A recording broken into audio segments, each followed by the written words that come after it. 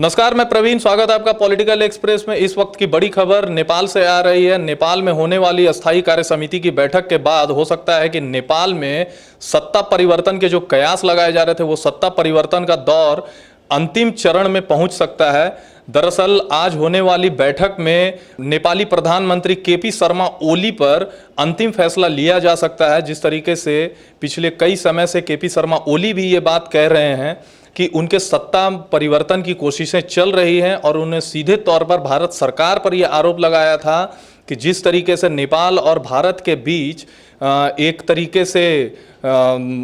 अड़चनों का दौर जो शुरू हुआ है उसके बाद से भारतीय सरकार नेपाल में सत्ता परिवर्तन की कोशिशों में लगी हुई है और प्रचंड भी केपी शर्मा ओली के खिलाफ लगातार बोल रहे हैं। हम आपको बता दें कि इससे पहले 15 तारीख को जब चाइना के साथ भारत का एक संघर्ष हुआ था जिसमें भारत के 20 सैनिक शहीद हुए थे, उसके बाद से नेपाल लगातार भारत में किसी न किसी तरीके से सीमावर्ती इलाकों में अड़चने पैदा कर रहा है। बिहार से सटे इलाकों में बांध को लेकर के हो, चाहे उत्तराखंड के क्षेत्र में सीमावर्ती क्षेत्र में अपना दावा पेश करना हो और संसद में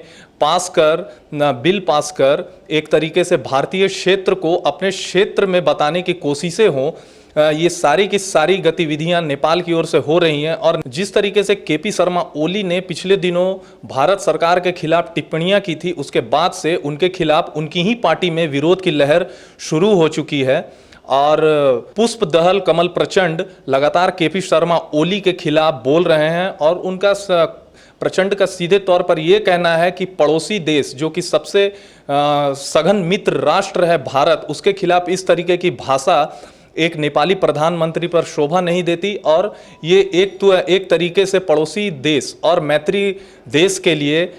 एक तरीके से देखा जाए तो एक विद्वेषपूर्ण भावना है और जिससे नेपाल को नुकसान हो सकता है। हालांकि हम आपको ये बता दें कि पहले से ही एनसीपी पार्टी जो कि नेपाल कम्युनिस्ट पार्टी है, उस पर पहले से ही लगातार दो लोगों के बीच एक तरीके से टकराव की स्थिति है। प्रचंड और केपी शर्मा ओली अपने दावेदारी को लेकर लगातार अपनी कोशिशों में लगे रहते हैं। केपी शर्मा ओली जो हैं वो भी वहाँ के अध्यक्ष हैं और प्रचंड भी एक तरीके से अध्यक्ष हैं। प्रचंड का सीधे तौर पर यह कहना है कि केपी शर्मा ओली जो हैं वो एक पद पर ही रह सकते हैं और इस प्रक्रिया को वो चलाने के लिए लगातार प्रयासरत हैं कि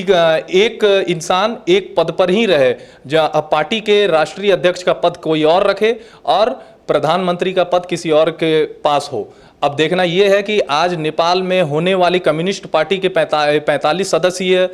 कमेटी की बैठक में केपी शर्मा ओली पर क्या फैसला लिया जा सकता है। लेकिन सबसे अधिक संभावना ये व्यक्त की जा रही है कि नेपाल में सत्ता परिवर्तन होना निश्चित हो चुका है और केपी शर्मा ओली को हटाया जाना निश्चित है। केपी शर्मा ओली के पक्ष में लगभग 10 से 15 लोग ही उनके सपोर्ट में हैं, जबकि प्रचंड के सपोर्ट में लगातार संख्या बल बढ़ता ही जा रहा है और धीरे धीरे रोष बढ़ता जा रहा है। इससे पहले कल भी नेशनल कम्युनिस्ट पार्टी के कुछ सदस्यों ने सदन के बाहर और केपी शर्मा ओली के खिलाफ धरना प्रदर्शन किया था, उनके हटने के लिए बातें कही थी, जिसके बाद से केपी शर्मा ओली पर लगातार दबाव बनता जा रहा है। इससे पहले भी एक बैठक के दौर में प्रचंड ने केपी शर्मा ओली पर आरोप लगाया था और अस्थायी समिति के सारे सदस्यों ने उन्हें हटने की बातें कही थी, लेकिन केपी शर्मा ओली ने कोई भी निर्णय नहीं लिया। तो तमाम इसी तरीके की जानकारियों से जुड़े रहने के लिए आप हमारे चैनल पर बने रहें और अब तक आपने हमारे चैनल को सब्सक्राइब नहीं किया तो सब्सक्राइब करो और बेल आइकन दबाना ना भूलें। धन्यवाद।